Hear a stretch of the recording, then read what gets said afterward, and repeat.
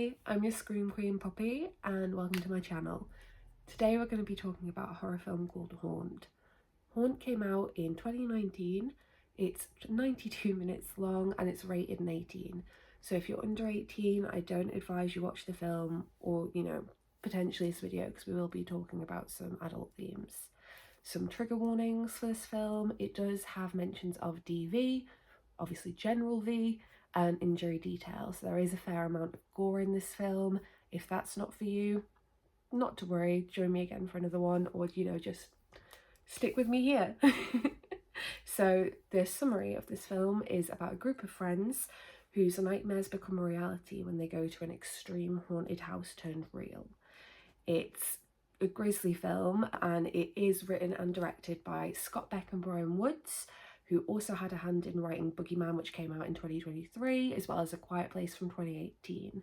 I'd also like to note that Eli Roth is one of the producers on this film, which you can tell when you watch by the violence and gore of the film. But yeah, stick with me because it is a good one. The box office for this film that I could find said it was somewhere between 2.2 and 2.4 million. So, not bad, not at all. It did quite well. So let's talk about the plot. So the film starts with our group of girls. We have Harper, Bailey, Mallory and Angela, and they're getting ready for Halloween night. They then go out to a bar, bump into a couple of friends, Nathan and Evan, and while they're drinking decide it would be a good idea to find a haunted house. So they go and Harper thinks she's being followed, and then that leads into them leaving and they think they're being followed by a truck, which makes them pull over on the side of the road. When they pull over, they see a nice big sign about a haunted house. So they go, they get there, they can hear people screaming and assume, it's the group for them that's gone in. So they're made to sign waivers, which at this point, I think unless you've literally signed up for something like McCamey Manor and you know what you're getting into, if you're asked to sign a waiver, I probably wouldn't be doing it.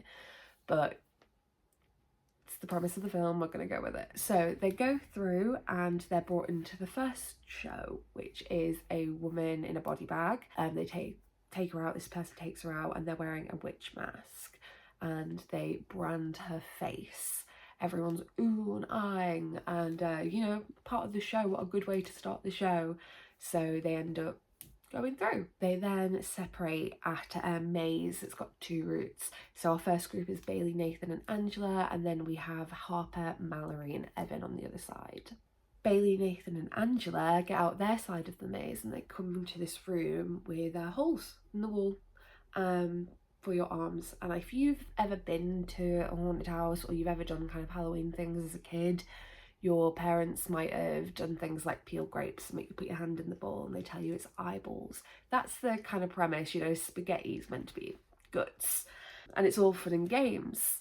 That is until Bailey manages to drop a ring through the hole, which is a ring that she borrowed from Harper.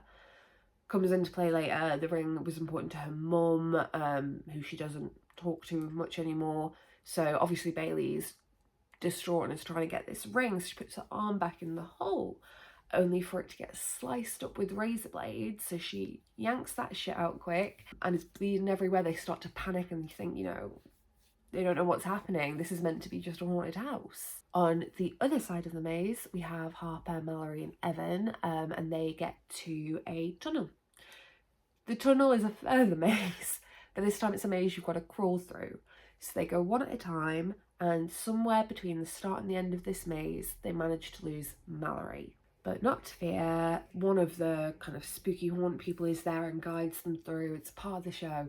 So they all end up meeting up together, the five of them, in a room where the same situation happens as earlier with the girl who was branded by the witch. But this time, the body being dragged out in a body bag is Mallory. And they don't know whether it's part of the show. They assume it must be until the witch pulls out the poker and instead of branding her, just through the head, straight through the head, curtains close. So they're left again thinking that looked too real, that can't be part of this. So they're all freaking out. So at this point they're trying to figure out what to do. Obviously Bailey's still bleeding, Mallory you presume is dead, or they don't know. So Nathan splits off to try and get help. he ends up in a room full of mannequins, and then one of them starts moving. It's quite freaky, to be fair. And this worker comes out, ghost face, ghost mask in white, and introduces himself as Mitch. Nathan's there saying, you know, what's happening? My friend's bleeding. I think your friend's dead. So he says, you know, that's not what we do here. I'll come and help. So he goes back. They go back to the group, who decide to backtrack on themselves. They go back to the maze that you crawl through the hole, and obviously they can only go one at a time. Mitch then tells them that they can't go too many at a time because there's a trapdoor that's triggered by weight. So if 2 or 3 of them were to go in at once, it would trigger the trapdoor, which would drop one of them, which is now what we assume happened to Mallory. And he explains that's how they get people for their shows. So when they try to decide who's going through first, Evan, he's good at pickpocketing, so he's good with locks and lockpicking. So Evan offers to go first, and then Nathan insinuates that after Evan, Mitch should go next. Evan manages to get through the maze. He goes back to where they came through to find the lockbox, which had their phones, and it's not there. Behind him, Mitch comes through the maze, but Mitch is a shifty little bastard and boards up the exit of the maze before then going to find Evan. While this is all happening on this end of the maze, back on the other side where they're feeding the people through, someone in a devil mask and outfit then comes in, who's another worker, and he stabs Angela through the head with a pitchfork. There's no singing and dancing in this film. When there's going to be violence, there's going to be violence. There's no tease.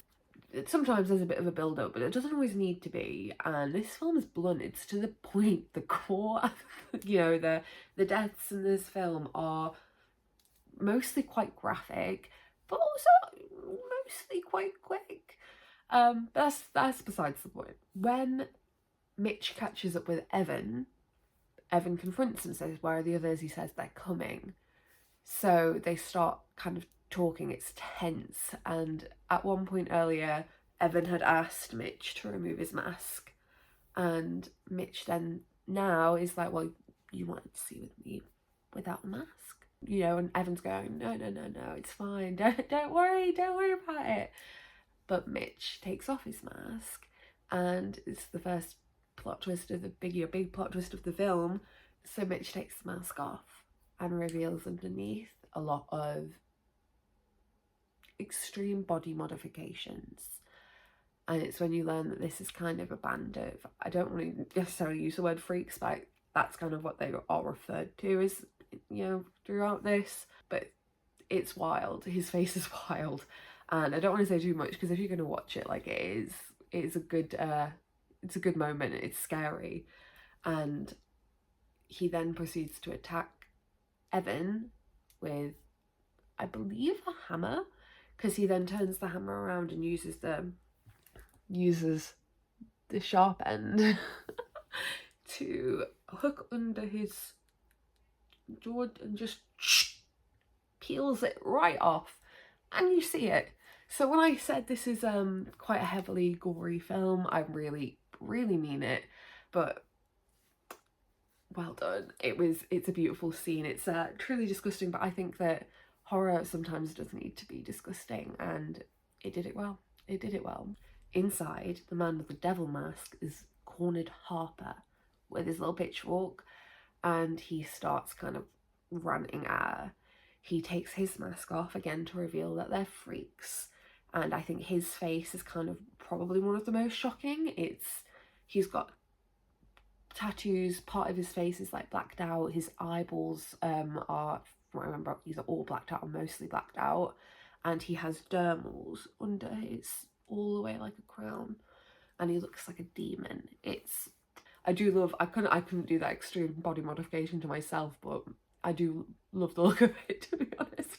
And it added to the whole atmosphere. The kind of atmosphere shifts from this maybe haunted house that's gone wrong to, no, this has been orchestrated and this has been planned. And the devil mask man reveals that they are acquiring people's faces. He keeps referring to people's faces as their masks. So he keeps referring to Harper's face as her mask. And he keeps talking about taking her mask off, which, when we think back to what just happened with Evan, literally getting his face peeled off, makes more sense. They're harvesting parts of other people to build their own faces and monster bodies, I guess. Meanwhile, we have Nathan, who is running from Mitch. They've kind of come across each other, and while Nathan's running, he manages to snag a phone, Harper's phone, where he messages the pin location to Harper's boyfriend, not a very nice one. So in the background, we now have him trying to get a hold of her, and he can't because now Mitch and Nathan are fighting, so he doesn't have the phone. So he starts driving to the location, which will be relevant later. Now we're back with Harper, who's managed to escape the Devil Masked Man, and she's come across a room with the door, big sign that says escape room. So she goes in, door closes. Now, presumably, she's got to escape. So she's looking around the room, and while she is, she has to get under the bed to hide from Devil Mask, who's found her. And she has a flashback to a childhood memory of her mum and dad having a physical fight, of which her dad did most of the fighting. He then comes in to try and find her, and meanwhile her mum's wedding ring, or her ring, is scattered on the floor, so she grabs it, which is why the ring's so important to her. And the themes of DV, you know, not just with her dad, but obviously with her boyfriend as well. So, you know, she's got a lot going on, and in this whole kind of trauma response, she manages to find the key, and when he comes down to under the bed to try and get her, she straight in the eye, key straight in his eye, and again it's another little nice little scene in there.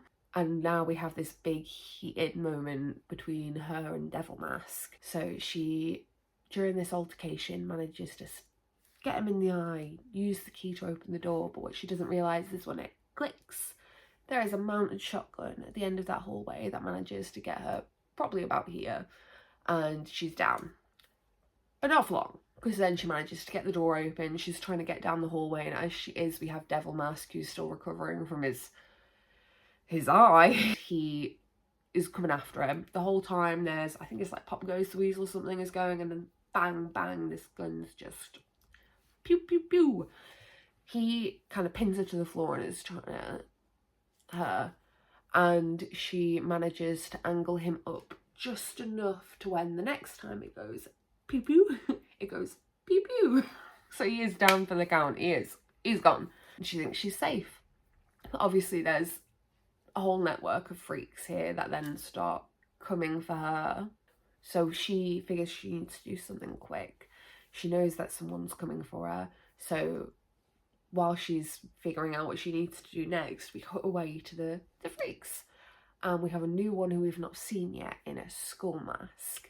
And one of the other ones who is a clown who we've not really seen. He's the one who made them sign the waivers. We've not seen a massive amount of him yet. He comes over and talks to the skull man, and he's like, come on, you ready? Let's go do it. So Skull Mask starts coming for Harper, goes down the hallway, can't seem to find her, and suddenly she appears from behind one of the doors with Devil's pitchfork and stabs Skull through the chest. But when she takes the mask off, it's actually Harper, and they managed to make it look like she was one of them. And her last dying words are, they're coming for you, they're coming. Which they are. Meanwhile, we have Harper's boyfriend arriving. He goes to where the location was, which is in a little, like, garage with Clown. And he's tinkering away at something, and Harper's boyfriend calls out to him from down the corridor. Hey, you know where my girlfriend is?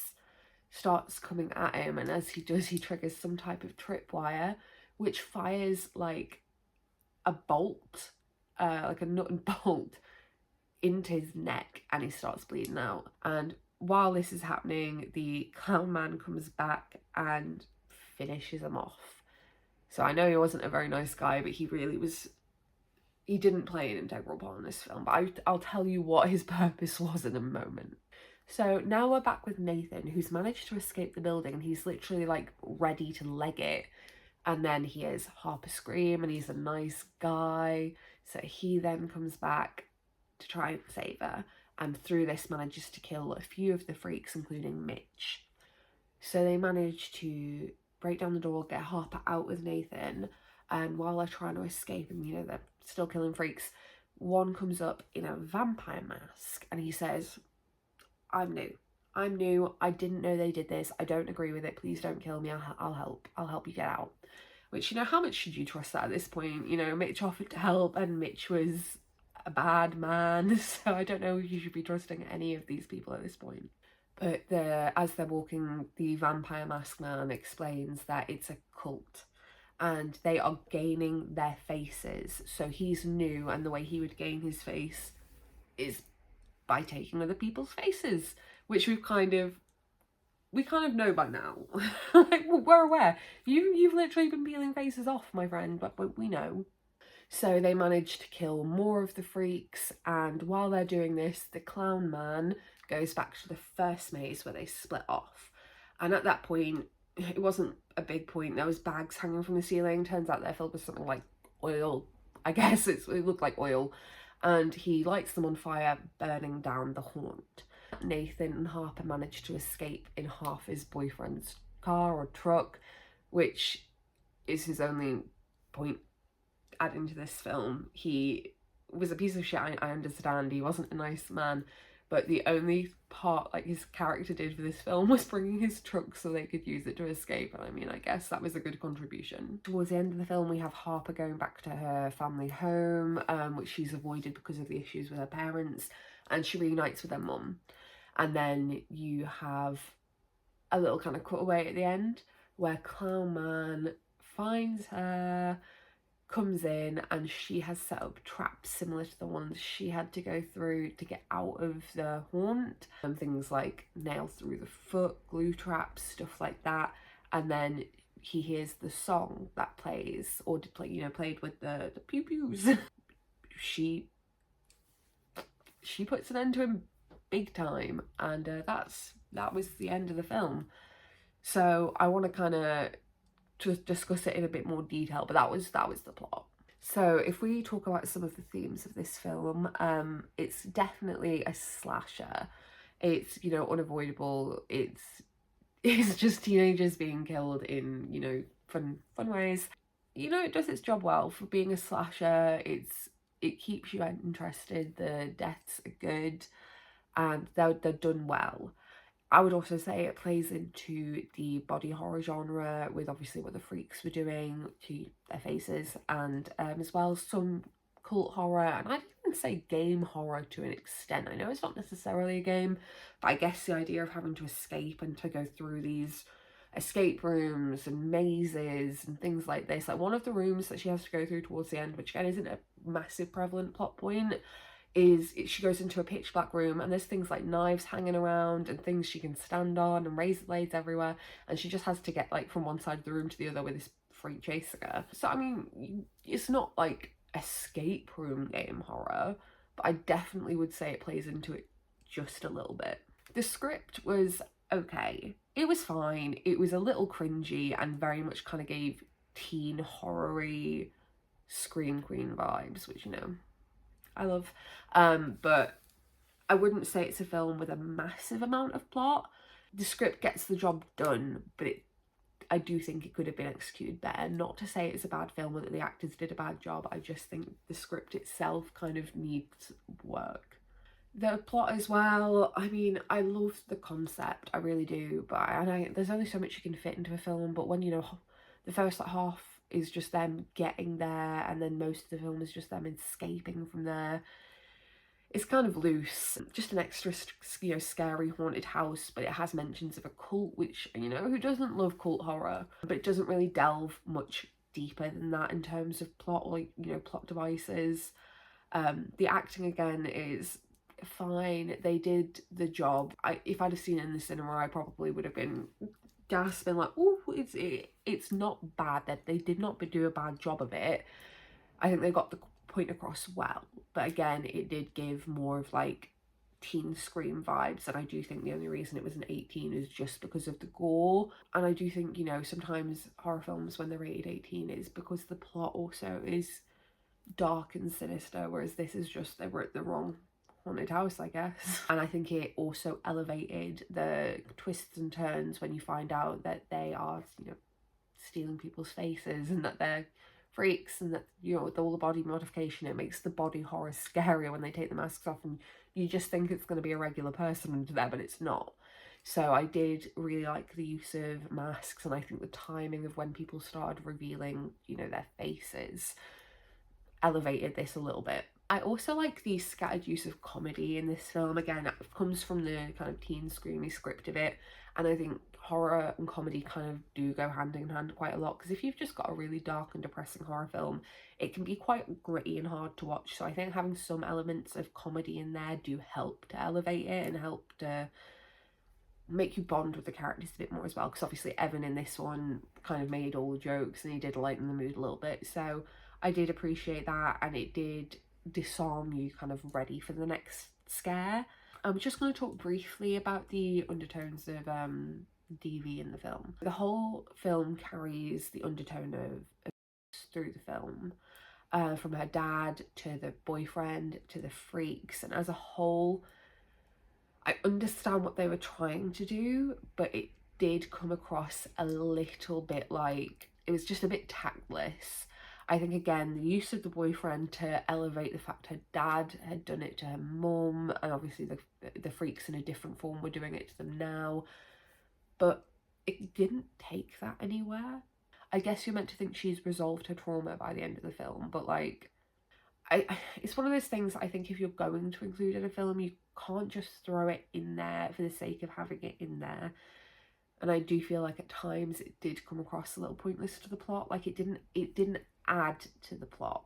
And I think the film would have been equally as poignant and good if those bits hadn't have been in it. That's what I mean, it didn't really add to the film. And also on this same like tone, I guess like the only bit I could say it kind of does bring into it is that it's parodied through the early on portions of the film, like the first attraction when they go and they think the branding is just part of the attraction. I guess that links a little bit, but that's kind of the only links I can make, and I really do feel like I might be jumping to make those leaps. So I'm a sucker for cinematography when it comes to horror. Things like the camera work, the sound, the lighting, I think it all plays a massive part in the ambience of horror. And I think the cinematography was really good in this. The camera work was nice, they had good angles, good shots, the lighting suited the theme. So there was good use of tense and scary audio, and overall it was a dark film which carried over and was matched well by the cinematography that they did for the film. So I can only praise it. There wasn't anything that I saw that I thought really didn't fit. It all kind of went on well from one another and kind of added a really good kind of tone to the film, and it was scary. It did make it scarier. The gore is also something I love to talk about. I am a sucker for gory horror, and I think anything with Eli Roth's name attached, chef's kiss. But also a big shout out to the writers and the directors, because they would have had a massive hand in this. And I think the gore was graphic. It didn't shy away from it at all, which, you know, you find in a lot of 15 horrors where they try to be gory and they kind of pan away as the gory thing happens. None of that in this. You get what you get. You want a guy's face peeled off, you're gonna see all of it, and you're gonna like it because it's done well. Do I think it was necessarily medically accurate the way they hooked it under and it just peeled? No, I don't. But horror doesn't need to be 100% realistic. If it's grim and you think, God, I wouldn't want that happening to me, I think it's done the job well. Overall, it was filthy and I loved it. So the freaks, the whole freaks and cult set a really sinister and grotesque tone to the film. When they have the masks on, it can almost be seen as more jovial and, like I said before, more comedic. But it's all part of the act, and once it's removed, it just shifts to a plain sinister, and I loved it. It just went from kind of being like to just like frightening, you know, as frightening as it could be, and I very much appreciated that. I think the use of masks in this film was really interesting. because it sets a spooky tone. Obviously you can't see their faces, gauge their reactions, and the Halloween mask, so it fits the theme well. I think as well paranoia is a massive undertone of this film, because obviously she's paranoid about being followed, she's paranoid about her boyfriend, they get paranoid about the freaks. It sets an undertone to whether the whole film, is it real or is it not? And I think that can be said for obviously the haunted house, the freaks, like, oh, you know, are they real people, are they monsters? I think that's a really cool part as well, because it makes you paranoid watching it. That's a really cool aspect of this film as well. Is the plot believable? Yes, kind of. I mean, it's just a really deadly haunted house. And I mean, obviously if you were in that situation, it would definitely be scary. And I mean, I guess it could happen, but I think the freaks and the whole cult, you know, undertone, as cool as it is to watch, if this was to be real, that would make it way less realistic. Like, that's not something that would probably happen. You know, you're more likely to go to a haunted house, you know, that just kind of gets out of hand and maybe someone gets hurt by accident, whereas this is just people stealing people's faces. As nice of a concept that is for horror, it's not necessarily the most believable. So some pros to the film, obviously like I've said, good gore, there are some good scares in the film, some good kind of jumpy scares, the good use of the freaks, and also as well using their personal fears against them, because I don't think I mentioned it, because again it wasn't massively prevalent to the plot, but there are bits they go through, and like Mallory's really scared of spiders, they lock her in a room and dump a bucket of spiders on her, and just other bits like that. So the use of using people's personal fears does add to the creepiness as well. Some of the cons for this film, it's a bit predictable. Whether you know they're going to be freaks or not, it's a haunted house with a twist. You know there's going to be a twist. I don't think I was disappointed by the twist of the freaks. I think it was a nice twist, but it was quite predictable, and they do touch on certain topics repeatedly when it's not necessarily fitting to the story, and it does kind of sometimes come across like they are just trying to kind of pad the film out between, you know, the shocking scary scenes. They're just trying to cram things in there, but overall it's not a bad film. You know, I've watched this film multiple times now, and it's good. It is good, and I would recommend it. They're just cons if I had to name them. So some similar films that I thought of when I was watching this, it gives me the Purge vibes a little bit, not necessarily in terms of the plot, but in terms of the freaky masks and the kind of sinister intentions of those people. It does give me a little bit of the Purge, and also a little bit of Your Next energy, again because of the masks and the sinister undertones of the masks. The game horror aspects kind of do, in some senses, give escape room energy. Not to the same extreme of escape room, because obviously that's a whole film about it, but there's literally a portion of this film where she's in an escape room. So it does give me a little bit. And then the body mod aspects of this film remind me a lot of American Mary, because that American Mary it's twisted. And I think when we think extreme body modification, people might just think, oh, like a split tongue, maybe some dermals, but people really be going ham, and it's chilling, and I love it. So lastly, we're going to talk about the ratings for this film. Rotten Tomatoes gave it a 7 out of 10. The audience gave it a 10 out of 10, which I do find a touch unbelievable. And my rating of this film, I agree with Rotten Tomatoes. I think I'd give it a 7. You know, if you were to catch me on a worse day, I might say a 6 or a 6.5, but I'm feeling very generous, and truly I can't find that much fault with it. It did the job of telling its story as well as it did. It's fine, it's a good horror. It's worth watching. Like, I'm never going to say, like, or I'm very rarely going to say don't watch this film, because I would almost implore you to kind of watch it and gain your own opinion of the film. We're all gonna like different things, and I think this did the job of being a simple, gory, creepy horror quite well, so I would implore you to go and watch it. But I just want to thank you for watching the first video. There's hopefully more to come, and yeah, I just wanted to kind of get into it with you with one I've watched, you know, more recently, or, you know, rewatched more recently. but I'd be really interested in hearing your opinions. So if you want to leave a comment, if you've seen the film, and let me know what you think, let me know if you agree or disagree with anything, or go and watch it and then come back and tell me what you think. And if you'd be so kind to give this video a like and give me a follow, I will be bringing you more horror related opinions and movie reviews very, very soon. So thank you again for watching. Bye.